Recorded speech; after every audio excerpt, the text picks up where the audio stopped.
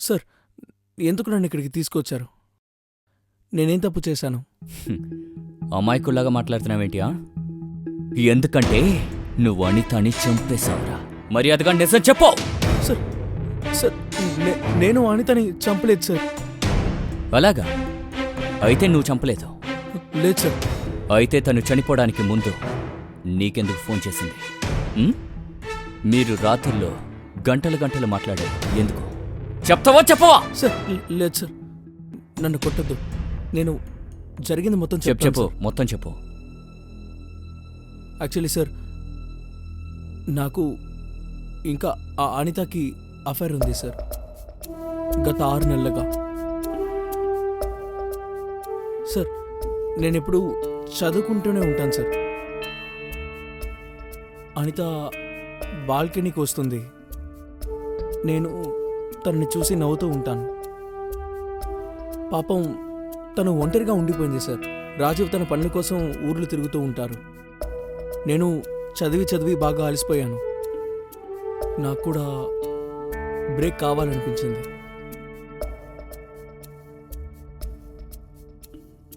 అలాగే మేమిద్దరం ఒకరికొకరం దగ్గర అయ్యాం. ఇక మెల్లగా కలుసుకోవడం మొదలుపెట్టాం సార్. మేమిద్దరం ఇంటిమేట్ అయ్యాం సార్. కానీ దానివల్ల నేను చదువులో కొంచెం వెనకబడిపోయాను సార్. సార్, నేను ఎప్పుడూ అనిత గురించి ఆలోచిస్తూ తను బాగుండాలని అనుకుంటాను సార్. సార్, మా అమ్మ నా మీద ఎన్నో ఆశలు పెట్టుకుంది. నేను బాగా చదువుకొని ఆఫీసర్ అవుతాను, యూపీఎస్సీ ఎగ్జామ్ని కంప్లీట్ చేస్తాను అని. కానీ ఈసారి యూపీఎస్సీ ఎగ్జామ్ నేను బాగా రాయలేదు సార్. నేను ఫెయిల్ అయిపోతానేమో అని భయపడ్డాను.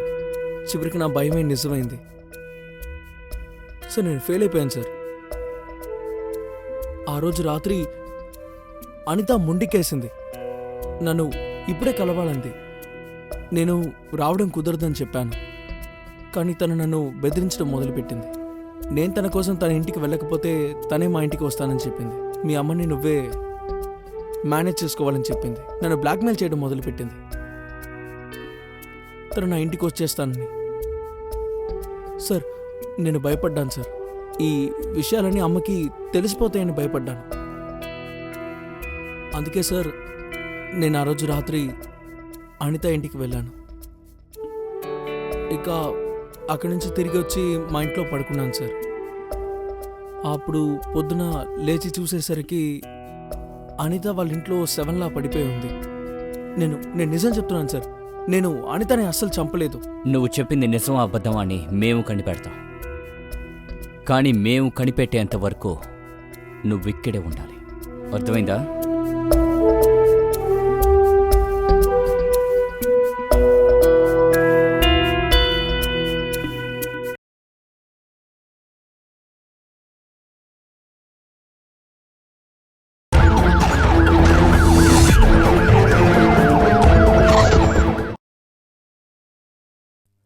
ఇష్టాలు మనకి కలిగే మంచి ఆలోచనలు.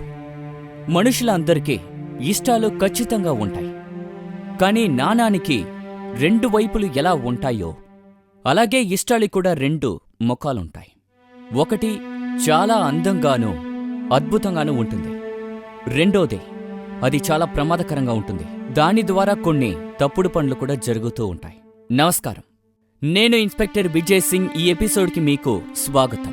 ఫ్రెండ్స్, మనిషి జీవితానికి ముఖ్యమైన విషయం ఏంటి? డబ్బులా, ఫ్యామిలీనా, విశ్రాంత, సెల్ఫ్ సాటిస్ఫాక్షన్, ధనవంతుల జీవితమా? ఏది? నిజానికి ఈ విషయాలు అన్నీ కూడా ఎంతో ముఖ్యమైనవి. కానీ వీటన్నిటికంటే చాలా ముఖ్యమైనది వీటన్నిటికంటే నిదానంగా ఆలోచించే విధం. ఇలాగే రాజీవ్, అనిత ఇంకా ఆకాష్కి వాళ్ళకంటూ కొన్ని ఆశలున్నాయి, వాళ్ళకంటూ కొన్ని కోరికలున్నాయి. అలాగే వాళ్ళు వాళ్ళ కోరికలను నెరవేర్చుకున్నారు కూడా. కానీ ఎలా నెరవేర్చుకున్నారు రండి మనం చూద్దాం.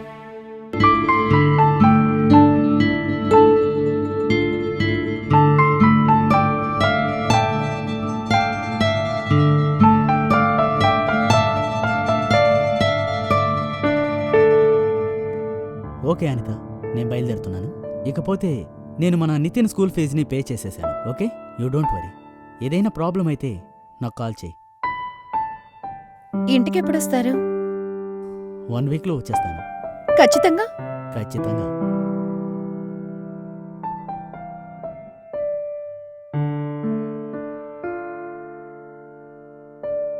బాయ్.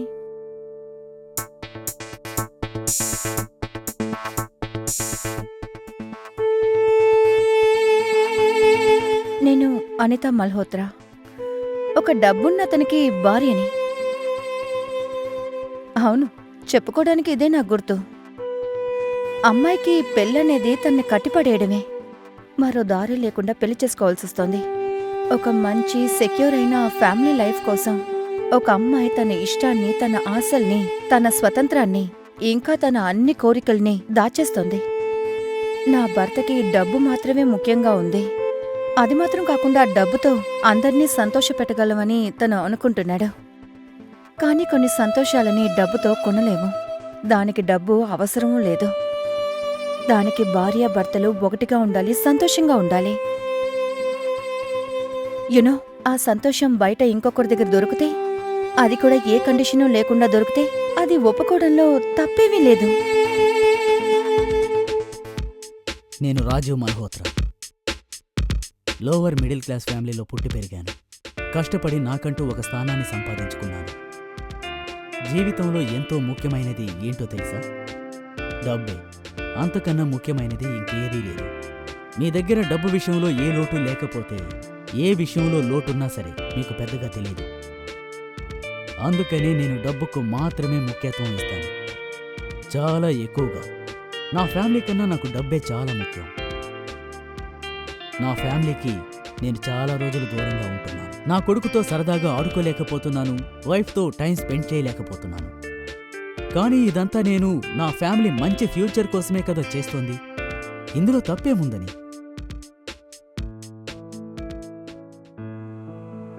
నా పేరు ఆకాష్ కుమార్. లోవర్ క్లాస్ ఫ్యామిలీలో పుట్టాను. నాకు గొప్ప గొప్ప కళలు, గొప్ప గొప్ప ఆశయాలున్నాయి. నా కళ ఏమిటంటే బాగా చదివే ఒకరోజు గొప్పవాడిని అవ్వాలి. అందుకు నేను ఇంకా మా అమ్మ చాలా కష్టపడతాం. నేను చదువు గురించి దిగులు పడుతూ ఉంటే మా అమ్మ నా ఆరోగ్యం గురించి దిగులు పడుతూ ఉంటుంది. మన కళలో అప్పుడప్పుడు ఒక చిన్న బ్రేక్ అనేది వస్తూనే ఉంటుంది. అప్పుడు ఆ మధుర క్షణాలని మనకిష్టమైన వాళ్ళతో గడపాలనుకుంటాం. కానీ అలాంటి వాళ్ళు మనకి ఎప్పుడైనా దొరికితే వాళ్ళ దగ్గరికి వెళ్ళడంలో తప్పేం లేదు కదా.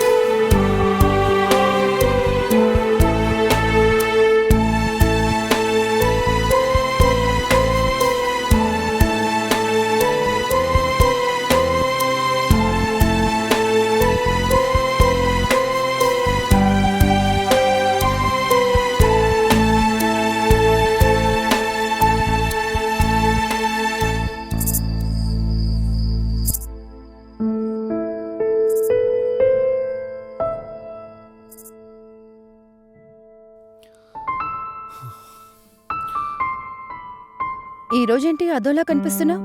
అలాంటిదేం లేదు. ఆకాష్, 6 నెలలుగా మన రిలేషన్షిప్లో ఉన్నాం. ఇది కూడా నాకు తెలీదా? విషయం ఏంటో నాతో చెప్పు. అరే ఏం లేదు, 2 రోజుల్లో రిజల్ట్స్ రాబోతున్నాయి కదా, వాటి గురించే కొంచెం టెన్షన్గా ఉంది. ఎందుకని టెన్షన్ పడుతున్నావు? ఎగ్జామ్స్ బానే రాసావుగా? ఏమో తెలీదు, కానీ టెన్షన్గానే ఉంది. నిన్ను కలిసినప్పటి నుంచి చదువు మీద ఫోకసే ఉండట్లేదు. తమాషా చేయకు. అలాగే ఎగ్జామ్ కూడా అంత బాగా రాయలేదు. నేను ఫెయిల్ అయిపోతానేమో అని భయం వేస్తోంది. మా అమ్మ నా మీద ఎక్కువ నమ్మకం పెట్టుకుంది. నా గురించి మా అమ్మ ఎన్నో కలలు కంటోంది. నాకు చాలా భయంగా ఉంది. నువ్వు భయపడద్దు, అంతా సరిగ్గానే జరుగుతుంది, సరేనా? కానీ మీ భర్త రాజీవ్ కూడా వస్తున్నాడు కదా. లేదు లేదు, డోంట్ వరీ. ఇప్పుడే ఆయన రారు. ఆయన అలహాబాద్లో ఉన్నారు. నువ్వు ఇవన్నీ వదిలేసేయ్. మళ్ళీ ఓకేనా? డోర్ లాక్ అయి ఉందా? మూసుంది మూసుంది. ఎప్పట్లాగే బయట నుంచి తలుపుని నేను మూసే ఉంచాను. ఇప్పుడు ఓకేనా?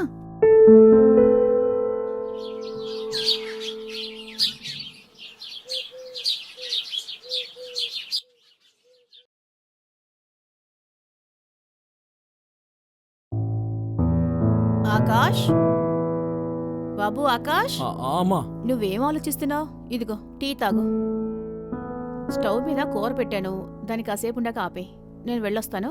ఎక్కడికి వెళ్తున్నారు? గుడికి వెళ్తున్నాను. ఈ రోజు నీకు రిజల్ట్ వస్తాయి కదా, అందుకే ప్రార్థన చేయడానికి వెళ్తున్నాను. ఈ రోజు మన ఇద్దరి కష్టానికి ప్రతిఫలం లభిస్తుంది.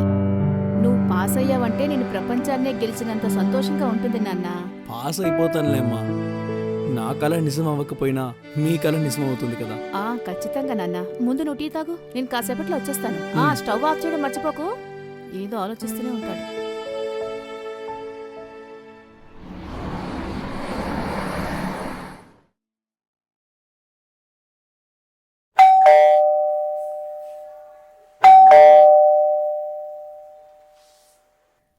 అరే మీరు వచ్చేసారా? ఆ, వచ్చేశాను. నితిన్ నిద్రపోయాడా? హా, హా. మీ ట్రిప్ ఎలా జరిగింది? చాలా బాగా జరిగింది. అనిత, నేను చాలా టైర్డ్గా ఉన్నాను. వెళ్ళి ఫ్రెష్ అయ్యి వస్తాను. నా కోసం టీ పెట్టి తీసుకొస్తావా? తాగి నిద్రపోతాను. ఏంటి రాజీవ్, అది మీరిప్పుడేగా వచ్చింది. వచ్చిన వెంటనే మీరు పడుకోవాలా? అరే ఏంటి, నేను తాగిన వెంటనే నిద్రపోనులే. ఇదిగో ఇలా చూడు, ఒక వారం రోజుల పాటు నేను ఇక్కడే ఉంటాను. ఏ ట్రిప్పుకి వెళ్ళను. మనిద్దరం కలిసి బాగా ఎంజాయ్ చేద్దాం, సరేనా? నిజంగానా? అవును, నిజంగానే చెప్తున్నాను. ఇంకో ముఖ్యమైన విషయం, రేపు మనందరం కలిసి బయట డిన్నర్కి వెళ్తున్నాం. నీతో టైం స్పెండ్ చేసి చాలా రోజులు అవుతోంది కదా. ఓ Rajiv, love you. Love you too. సరే ఇలా చూడు, నేను ఫ్రెష్ అవడానికి వెళ్తున్నాను. నువ్వు టీ పెట్టి తీసుకురా. ఇప్పుడే తీసుకొస్తా.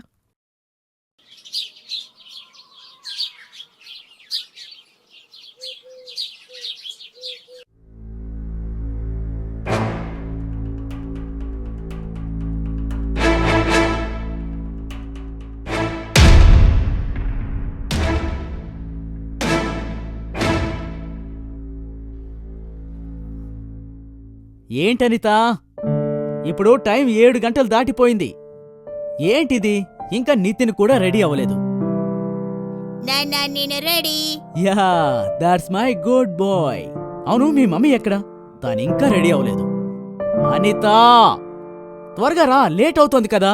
అరరే, ఇదిగో వచ్చేసాను. ఇన్ని రోజుల తర్వాత హస్బెండ్ తో బయటకు వెళ్తున్నానుగా, రెడీ అవ్వడానికి టైం పడుతుంది. సరే సరే, టైం అవుతుంది, పద వెళ్దాం.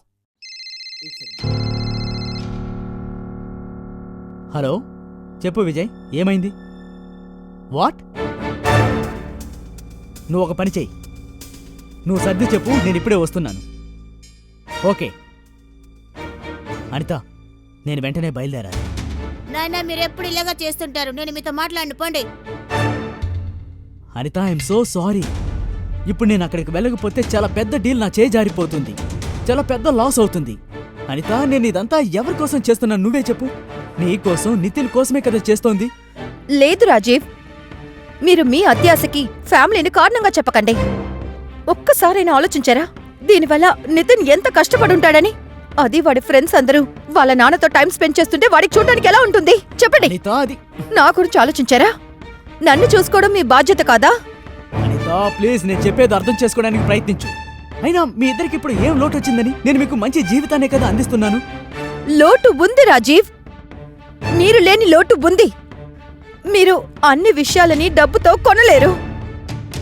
అరే, నాకంటూ కొన్ని అవసరాలుంటాయి కదా, అవి మీరే చేయగలరు. మీ డబ్బుది నాకు ఇవ్వలేదు, అర్థమవుతుందా? అనిత ప్లీజ్, నేను చెప్పేది అర్థం చేసుకోవడానికి ప్రయత్నించు. నేను కష్టపడి పనిచేసి సంపాదించేది మీ ఇద్దరు కోసమే కదా. ఆపు రాజీవ్, చాలు. ఇన్ని రోజులు నేను అర్థం చేసుకున్నది చాలు, మీరు నన్ను చూసుకున్నది చాలు. ఇంక మీదట మీ పని మాత్రం చూసుకోండి. అనిత, అనిత ప్లీజ్ అనిత, నేను చెప్పేది అర్థం చేసుకోవడానికి ప్రయత్నించు.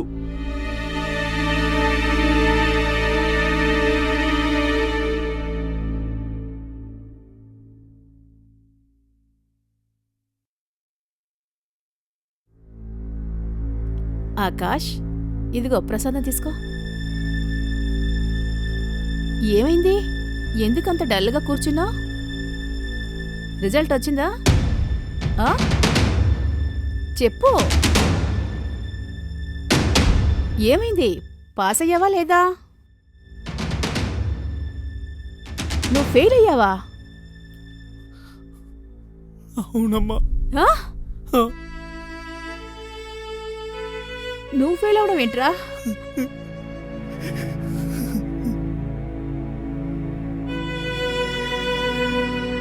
నాన్నా, నువ్వు నాతో ఎగ్జామ్ బాగా రాసానని చెప్పావు.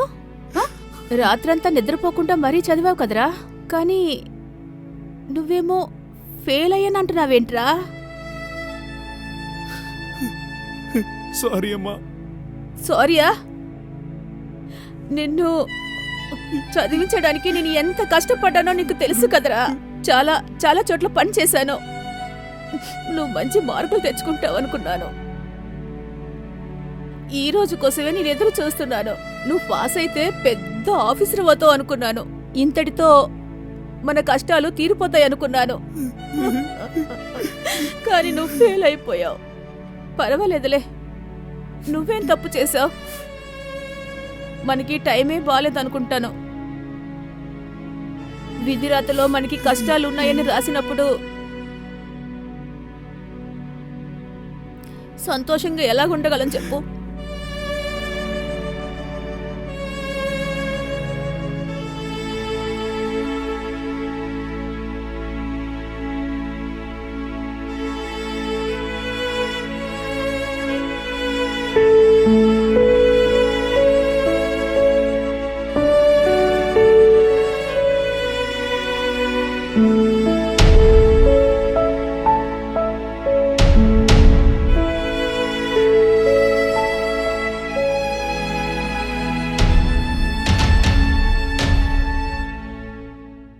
మళ్ళీ ఈసారి కూడా అనితాని ఒంటరితనం చుట్టుముట్టేసింది. అలాగే తనకి కష్టాలు కూడా మొదలయ్యాయి. రాజీవ్ తన ఫ్యామిలీని కంటిన్యూగా ఇలా ఇగ్నోర్ చేయడం అనిత తట్టుకోలేకపోయింది. ఇంకోవైపు ఆకాష్ తన ఎగ్జామ్లో ఫెయిల్ అయిపోయాడు. తన ఆశయం ముక్కముక్కలుగా పగిలిపోయింది. చాలా ముఖ్యమైన విషయం ఏంటంటే ఆకాష్ తన అమ్మని ఫేస్ చేయలేక చాలా ఇబ్బంది పడ్డాడు. ఆకాష్ ఇప్పుడు అనితకి దూరం అవుతాడా? అనిత ఆ విషయాన్ని అసలు చేయనిస్తుందా?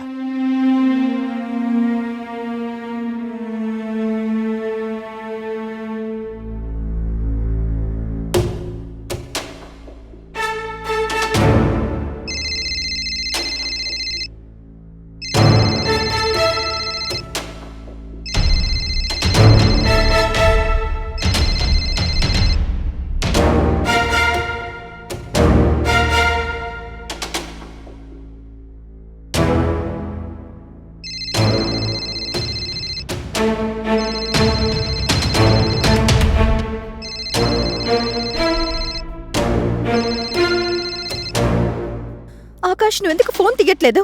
చాలా సేపటి నుంచి నీకు ట్రై చేస్తున్నా. నేను నీతో మాట్లాడను. ఏమంటున్నావు నువ్వు? ఏంటి నువ్వు ఇలా మాట్లాడుతున్నావు? నీతో మాట్లాడనని చెప్పాను కదా, ఒకసారి చెప్తే నీకు అర్థం కాదా? సారీ ఆకాష్, అది నేను కొంచెం టెన్షన్లో ఉన్నాను, అందుకే సారీ. నువ్వేదో డిస్టర్బ్డ్గా ఉన్నావు. ఆకాష్, నువ్వు ఒక పని చేస్తావా? నువ్వు ఇప్పుడే నా దగ్గరికి వచ్చేసేయ్, నేను అంతా సరి చేస్తాను. ఏం చేస్తావు నువ్వు? చెప్పు, అసలు నువ్వేం చేయగలవు? నీ దాహాన్ని తీర్చుకోవడానికే కదా రమ్మంటున్నావు. ఆకాష్, ఏం మాట్లాడుతున్నావో తెలిసే మాట్లాడుతున్నావా? నాకు బాగా తెలుసు, నేనేం చెప్తున్నానో తెలుసు. నువ్వు ఇక్కడికి రాకపోతే నేను నీ ఇంటికి వచ్చేస్తాను. అది ఎవరికి తెలియకుండా కాదు, గుమ్మం నుంచి. నాకెవరి గురించి దిగుల్లేదు. ఆ తర్వాత మీ అమ్మతో నువ్వు మాట్లాడుకో. నేను వస్తానుండు.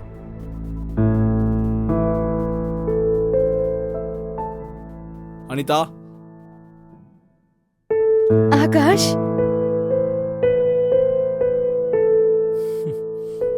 నాకు తెలుసు నా ఆకాష్ ఖచ్చితంగా వస్తాడని బాగా తెలుసు. నీకు నా మీద ప్రేమ ఎక్కువ కదా.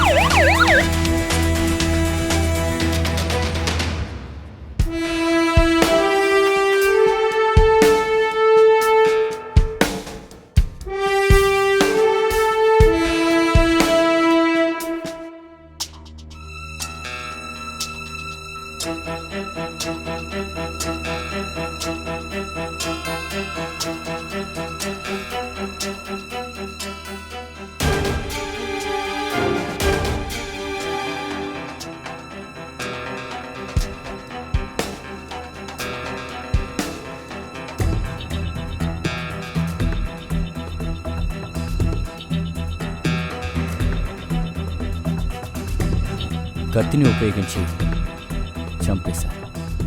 సార్ అబ్బాయి మెడ దగ్గర ఏవో ఫింగర్ ప్రింట్స్ ఉన్నాయి. ఈ అబ్బాయి గొంతుని నొక్కి చంపేసినట్టున్నారు. ఓపెన్ చేయి. Yes sir. బాడీస్ని పోస్ట్ మార్టంకి పంపించు. ఫారెన్సిక్ టీం ఎప్పుడొస్తుందో కనుక్కో. Okay sir. ఇంకో విషయం రవి, చెప్పండి సార్. విక్టిమ్ మొబైల్ ఎక్కడుందో వెతుకు. కాల్ డీటెయిల్స్ సేకరించు. లాస్ట్ కాల్ ఎవరు చేశారో కనిపెట్టు. Okay sir. అనిత, నితిన్, నితిన్. ఆగండి సార్, నేనే రాజీవ్ని సార్. నేను తన హస్బెండ్ని, వాడు నా కొడుకు సార్. సార్. హస్బెండ్ అంట. సరే, వాళ్ళని ఇక్కడే తాకూడదు.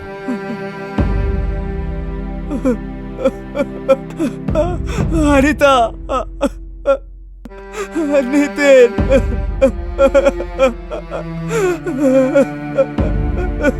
చూడండి రాజీవ్, మీ బాధ మాకు అర్థమవుతుంది. మేము కొన్ని ఫార్మాలిటీస్ ఖచ్చితంగా చేయాలి. మిమ్మల్ని ఎంక్వైరీ చేద్దాం అనుకున్నాం. కావాలంటే తర్వాత వస్తాం. ఇప్పుడే అడగండి సార్, మీరు ఇప్పుడే అడగాలి.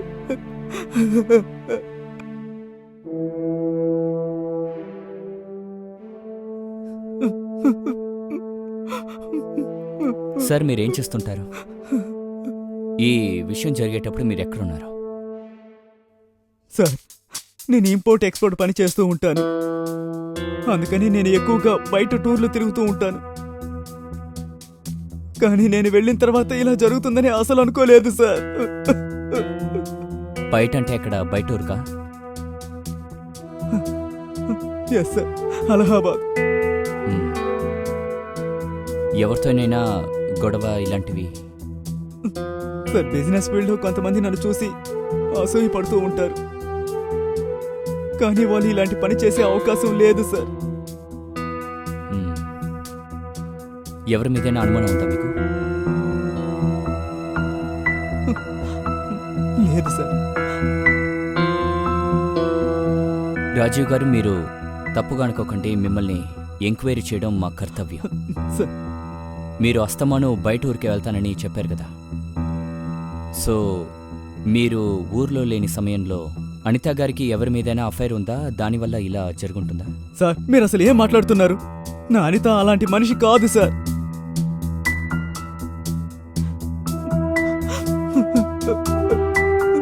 సరే, ఈ కేసుకి సంబంధించి ఏమైనా ఎంక్వైరీ చేయాలంటే మేము ఖచ్చితంగా కబురు పంపిస్తాం. సరే సార్.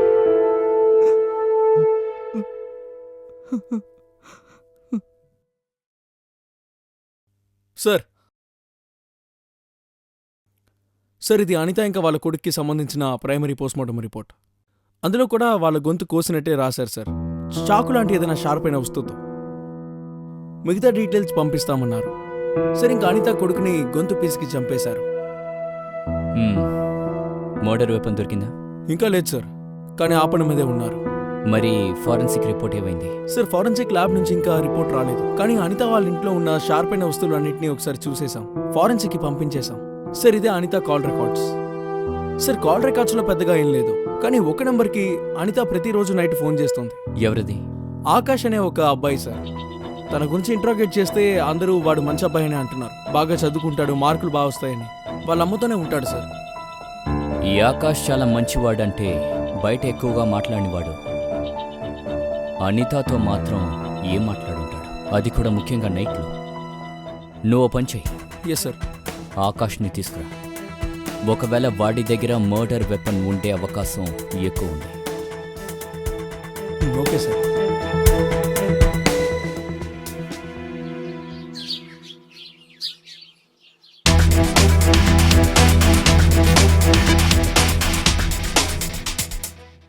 సార్, ఎందుకు నన్ను ఇక్కడికి తీసుకొచ్చారు? నేనేం తప్పు చేశాను? అమాయకుల్లాగా మాట్లాడుతున్నావేంటి? ఎందుకంటే నువ్వు అనితని చంపేశావురా. మర్యాదగా నిజం చెప్పు. సార్ సార్ నేను అనితని చంపలేదు సార్. అలాగా? అయితే నువ్వు చంపలేదు. లేదు సార్. అయితే తను చనిపోవడానికి ముందు నీకెందుకు ఫోన్ చేసింది? ఉమ్? మీరు రాత్రుల్లో గంటలు గంటలు మాట్లాడారు ఎందుకు? చెప్తావా చెప్పవా? సార్ లేదు సార్, నన్ను కొట్టద్దు. నేను జరిగింది మొత్తం చెప్పు చెప్పు, మొత్తం చెప్పు.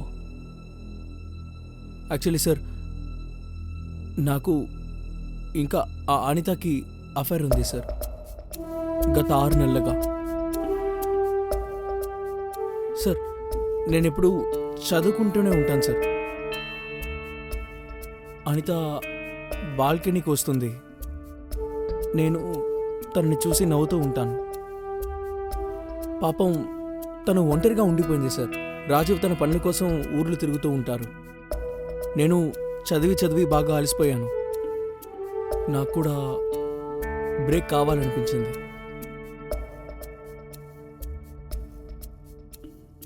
అలాగే మేమిద్దరం ఒకరికొకరం దగ్గర అయ్యాం. ఇక మెల్లగా కలుసుకోవడం మొదలుపెట్టాం సార్. మేమిద్దరం ఇంటిమేట్ అయ్యాం సార్. కానీ దానివల్ల నేను చదువులో కొంచెం వెనకబడిపోయాను సార్. సార్ నేను ఎప్పుడూ అనిత గురించి ఆలోచిస్తూ తను బాగుండాలని అనుకుంటాను సార్. సార్ మా అమ్మ నా మీద ఎన్నో ఆశలు పెట్టుకుంది. నేను బాగా చదువుకొని ఆఫీసర్ అవుతాను, యూపీఎస్సీ ఎగ్జామ్ని కంప్లీట్ చేస్తాను అని. కానీ ఈసారి యూపీఎస్సీ ఎగ్జామ్ నేను బాగా రాయలేదు సార్. నేను ఫెయిల్ అయిపోతానేమో అని భయపడ్డాను. చివరికి నా భయమే నిజమైంది సార్. నేను ఫెయిల్ అయిపోయాను సార్. ఆ రోజు రాత్రి అనిత మొండికేసింది, నన్ను ఇప్పుడే కలవాలంది. నేను రావడం కుదరదని చెప్పాను. కానీ తను నన్ను బెదిరించడం మొదలుపెట్టింది. నేను తన కోసం తన ఇంటికి వెళ్ళకపోతే తనే మా ఇంటికి వస్తానని చెప్పింది. మీ అమ్మని నువ్వే మేనేజ్ చేసుకోవాలని చెప్పింది. నన్ను బ్లాక్మెయిల్ చేయడం మొదలుపెట్టింది. తను నా ఇంటికి వచ్చేస్తానని. సార్ నేను భయపడ్డాను సార్. ఈ విషయాలన్నీ అమ్మకి తెలిసిపోతాయని భయపడ్డాను. అందుకే సార్ నేను ఆ రోజు రాత్రి అనిత ఇంటికి వెళ్ళాను. ఇక అక్కడి నుంచి తిరిగి వచ్చి మా ఇంట్లో పడుకున్నాను సార్. అప్పుడు పొద్దున లేచి చూసేసరికి అనిత వాళ్ళ ఇంట్లో 7లా పడిపోయి ఉంది. నేను నిజం చెప్తున్నాను సార్, నేను అనితని అస్సలు చంపలేదు. నువ్వు చెప్పింది నిజమా అబద్ధమా అని మేము కనిపెడతాం. కానీ మేము కనిపెట్టేంత వరకు నువ్విక్కడే ఉండాలి. అర్థమైందా?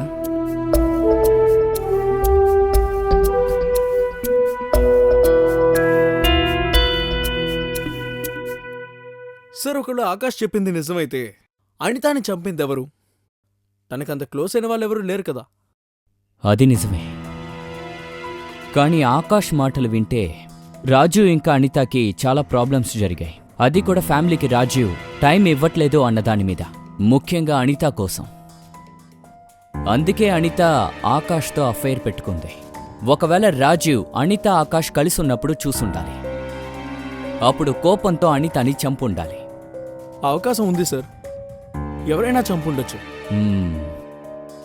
నువ్వు పనిచేయి రవి, ఈ రాజీవ్ కాల్ డీటెయిల్స్ మొత్తం తీసుకో. వాడికి తెలిసిన అందరితోనూ మాట్లాడు. వాడి జాతకాన్ని బయటికి తీసుకురా. తర్వాత నిజంగా ఆ రోజు రాత్రి వాడు ఇక్కడే ఉన్నాడా లేకపోతే బయట ఉన్నాడా అని కనుక్కో. సరే సార్, ఓకే.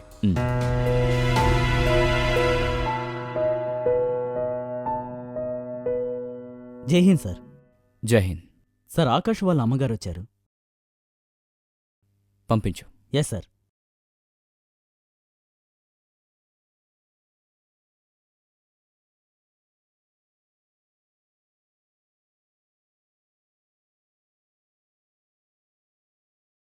కూర్చోండి. సార్ మీరెందుకు ఆకాష్ని తీసుకొచ్చారు? వాడేం చేశాడు? వాడు చాలా మంచివాడు సార్. వాడు ఎలాంటి తప్పు చెయ్యడు. చూడండి, మీరు టెన్షన్ అవ్వకుండా ఉండండి. మీ అబ్బాయి ఆకాశే అనితని చంపుంటాడని అనుమానిస్తున్నా. లేదు లేదు, ఇది నిజం కాదు. మా అబ్బాయి ఎవరిని తలెత్తి కూడా చూడడండి. వాడెలా చంపుతాడు? మీకు ఓ విషయం తెలియదనుకుంటాను. మీ కొడుకు ఆకాష్కి అనితకి గత 6 నెలలుగా అఫైర్ ఉంది. అందుకే వాడు తన ఎగ్జామ్లో కూడా ఫెయిల్ అయిపోయాడు. మర్డర్ జరిగిన ఆ రోజు రాత్రి కూడా అనితని చూడ్డానికి వెళ్ళాడు. మీరు ఏమంటున్నారు సార్? నిజమే. మా అబ్బాయి అలాంటి వాడు కాడు. వాడు ఎదుటి వాళ్ళని చంపే మనస్తత్వం కాదు. ఖచ్చితంగా మీరేదో తప్పుగా అర్థం చేసుకుని వాడిని తీసుకొచ్చారు. నా కొడుకు అలాంటి వాడు కాదు. నేను ఒక్కసారి వాడిని చూస్తాను సార్. నా కొడుకుని ఒక్కసారి చూస్తాను సార్. ప్రస్తుతానికి మేము ఎంక్వైరీ చేస్తున్నాం. కానీ మీకు మాట ఇస్తున్నాను, మీ కొడుకు ఏం తప్పు చేయలేదు అంటే వాడికి ఏ శిక్ష పడదు. కానీ ఇప్పుడు మేము వాడిని ఎంక్వైరీ చేస్తున్నాం. సో ఎవ్వరూ చూడకూడదు. దయచేసి ఇంటికెళ్ళండి.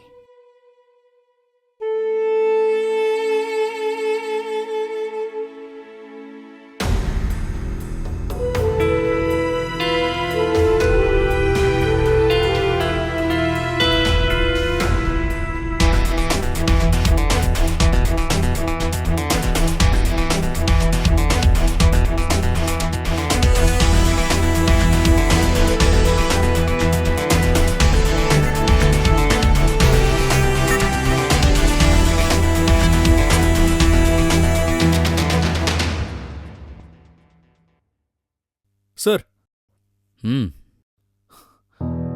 సార్ ఈ రాజీవ్ గురించి అడిగి తెలుసుకున్నాను. మ్మ్. తన లైఫ్లో తనకు కావాల్సింది డబ్బు, మ్మ్. ఇంకేం అక్కర్లేదు. సార్ అతను ఇక్కడి నుంచి బయలుదేరింది అయితే వాస్తవమే, కానీ అక్కడికి వెళ్ళలేదు. దాని అర్థం తను ఇక్కడే ఉన్నాడు. ఏదో హోటల్లో తన గర్ల్ ఫ్రెండ్తో పాటు ఉన్నాడు. మంచి విషయమే. అలా అయితే రాజీవ్ కూడా అఫైర్ ఉందన్నమాట. Yes sir.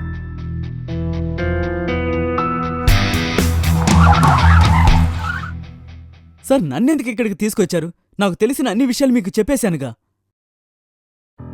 నీ భార్యని ఎందుకు చంపావని అడుగుతావని పిలిపించా. వాట్? అవును. సార్ నా భార్యని నేనెందుకు చంపుకుంటాను? సార్ ఆల్రెడీ నేను మీకు ముందే చెప్పాను, నేను ఆ రోజు రాత్రి బయట ఊరికి వెళ్ళాను అని. అలాగా? ఎక్కడికెళ్ళావు? పోనీ నేను చెప్పను. నువ్వు అలహాబాద్కి వెళ్ళావని మాతో చెప్పావు. కానీ నువ్వు ఇక్కడే ఉన్నావు, ఇదే ఊర్లో. సార్ ఎందుకు అబద్ధం చెప్పావు? నేను భయపడ్డాను. మ్మ్. అనితకి ఆకాష్కి అఫైర్ ఉందని నీకు తెలుసుగా? ఏంటి సార్? సార్ మీరు ఏమంటున్నారు? అసలు నా అనిత అలాంటి మనిషి కాదు. తను చాలా అమాయకురాలు, చాలా నిజాయితీపరురాలు. అవును, నేను నిజంగా తనతో టైం స్పెండ్ చేయలేకపోయాను. కానీ మా ఇద్దరి మధ్య చాలా మంచి అండర్స్టాండింగ్ ఉంది సార్. లేదు లేదు, ఎలాంటి అండర్స్టాండింగు లేదు. అనితకి నువ్వు అస్సలు టైం ఇవ్వలేదు.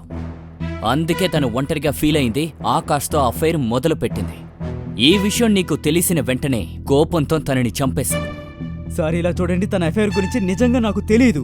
నేను తన్ని నిజంగా చంపలేదు సార్, నిజం సార్. అంతేకాదు, నా కొడుకుని నేను ఎందుకు చంపుకుంటాను మీరే చెప్పండి. నేను చెప్పేది దయచేసి నమ్మండి సార్. ఆ రోజు రాత్రి నేను నా గర్ల్ ఫ్రెండ్తో ఒక హోటల్ రూమ్లో ఉన్నాను. మీకు నమ్మకం కలగకపోతే మీరే ఒక్కసారి ఎంక్వైరీ చేయండి సార్. సార్ నేను ఎవరిని చంపలేదు సార్.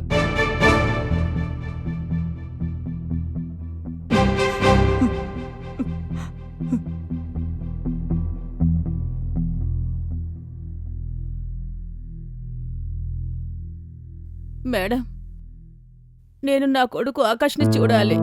వాడి కోసం భోజనం తీసుకొచ్చాను. నిన్నటి నుంచి వాడు ఆకలితో ఉంటాడు కదా. మీరిప్పుడు కూర్చోండి, సార్ వస్తారో ఆయనతో మాట్లాడి మీకు చెప్తాను.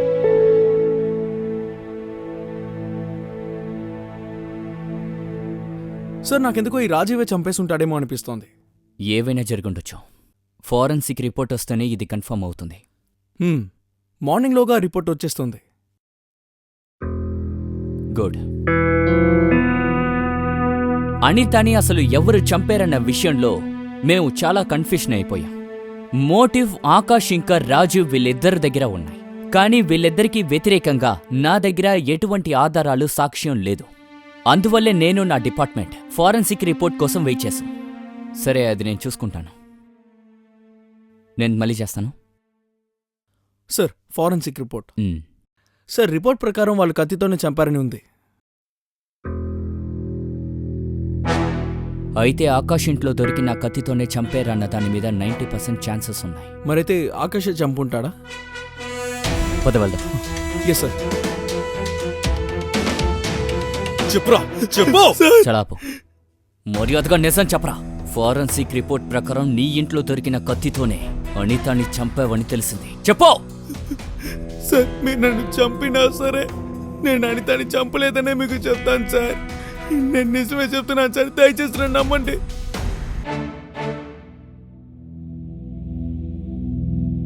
పదరవి.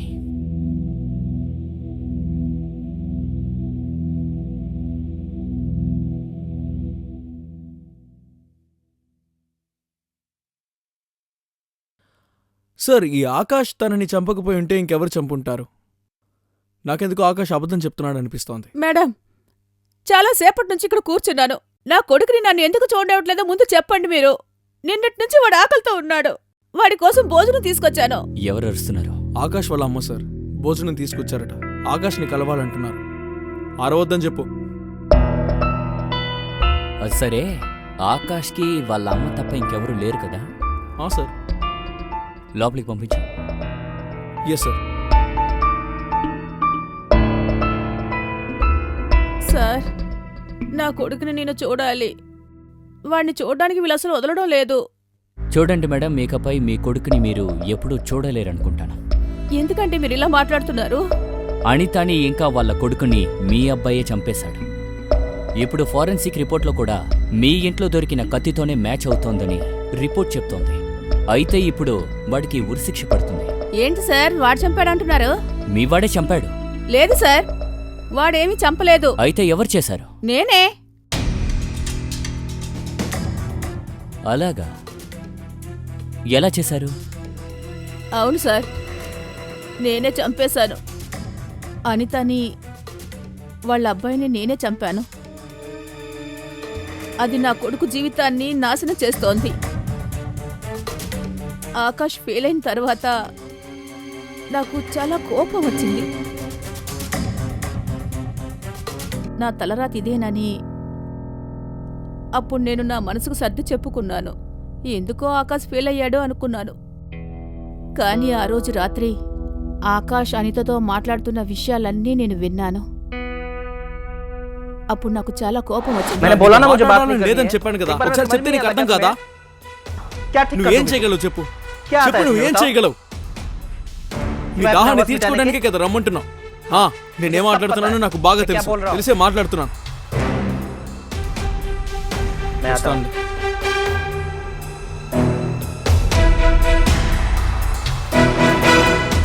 అది ఆకాష్ని బ్లాక్మెయిల్ చేస్తోంది. వాడికి కొంచెం కూడా ఇష్టం లేకపోయినా అది పిలిచిన వెంటనే వాడు వెళ్ళాడు.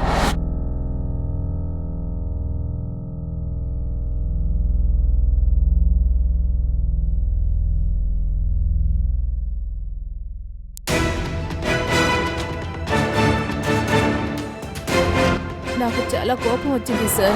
నా కొడుకు భవిష్యత్తుని నాశనం చేస్తోంది.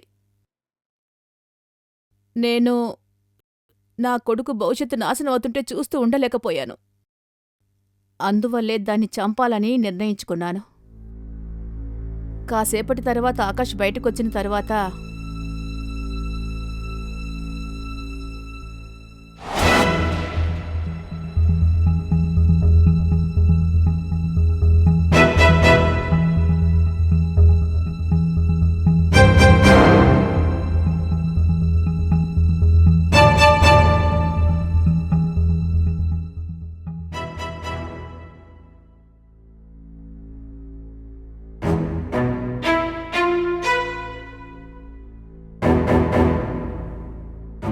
మీరా? రండి కూర్చోండి. మీరు ఏ టైంలో వచ్చారు? ఏదైనా విషయమా? విషయం ఉంది. నీతో మాట్లాడడానికే నేను ఇక్కడికి వచ్చాను. సరే, మీరు ఎందుకు వచ్చారు? ఎందుకని నా కొడుకుని నువ్వు నాశనం చేస్తున్నావు? ఏం వాగుతున్నారు మీరు? ఏంటి వాగుతున్నానా? నాకంతా తెలుసు. నా కొడుక్కి నీకు అఫైర్ ఉన్న సంగతి తెలుసు. వాడి భవిష్యత్తు నాశనం చేశావు కదా. అలాగా? అయితే మీకు నిజం తెలిసిపోయిందా? మంచిదే. మీకొక విషయం తెలుసు కదా, ఇందులో ఒకరి ఇష్టం మాత్రం సరిపోదు. మీ అబ్బాయికి నాకు మధ్యలో ఏం జరిగిందో అందులో మా ఇద్దరి ఇష్టమూ ఉంది. ఇప్పుడు మీ అబ్బాయి నా దగ్గరికొచ్చి ఇంతకు మించి నన్ను చూడనని చెప్పాడు. అదెలా వాడలా చెప్పగలడు? నేను మీ కొడుకుని ఏమైనా సరే ఇంక మీదట వదిలిపెట్టను. ఎలా వదిలిపెట్టనంటావే? ఆ? అది కూడా నా కొడుకుని వదిలిపెట్టనంటావా? ఏం చేస్తున్నారు మీరు? వదలండి, వదలండి, నా చెయ్యి వదిలిపెట్టండి. మీరు ఏం చేస్తున్నారు? ఎందుకు దీన్ని తీసుకొచ్చారు? దీంతో చంపి నా కొడుకుని నేను కాపాడుకుంటానే. వాడి జీవితం నాశనం చేయాలని నిర్ణయించుకున్నావా? నన్ను వదలండి, మీరు చేసేది చాలా పెద్ద తప్పు. ఏంటి? ఇక నేను ఓపిగ్గా ఉండలేనే. నా సహనానికి కూడా ఒక హద్దు ఉంటుంది. ఆ? ఈ రోజు దాన్ని క్లోజ్.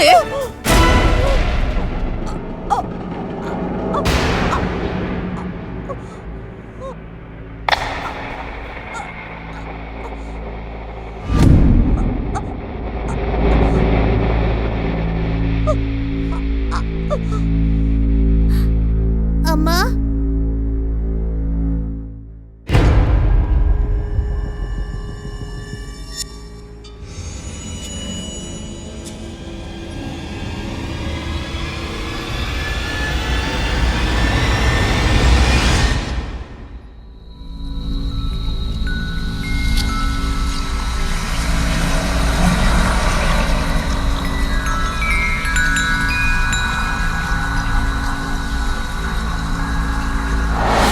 నా కొడుకు కోసమే ఇదంతా చేశాను సార్.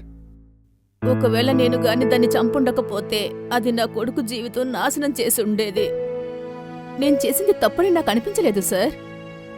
మీకు సిగ్గుందా లేదా? ఒక తల్లి ఇలా చేస్తుందా? ఒక ఆడదాన్ని చంపడమే కాకుండా తన కొడుకుని కూడా చంపేశారు.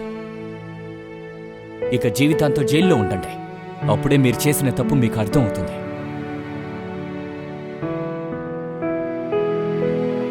ఈవిని తీసుకెళ్ళు. కోరికలు, ఆశలు ప్రతి మనిషికి ఉంటాయి. వాటిని నెరవేర్చుకోవడం ఎంతో ముఖ్యం. కానీ వాటి కోసం మనం ఎంత దూరం వెళ్తున్నామన్నది కూడా చాలా ముఖ్యం. రాజీవ్ డబ్బు వెనక పరిగెత్తడం తప్పైన విషయం కాదు. ఎందుకంటే మనిషిగా పుట్టిన ప్రతి ఒక్కడు డబ్బు వెనకాల పరిగెత్తేవాడే. కానీ ఇక్కడ డబ్బుతో పాటు కుటుంబం కూడా చాలా ముఖ్యమైన ఒకటి. కుటుంబానికి, బిజినెస్కి మధ్య ఒక బ్యాలెన్స్ ఉండాలి. కానీ రాజీవ్ ఈ పనిని అస్సలు చేయలేదు. అనిత చేసిన విషయం చాలా పెద్ద తప్పు.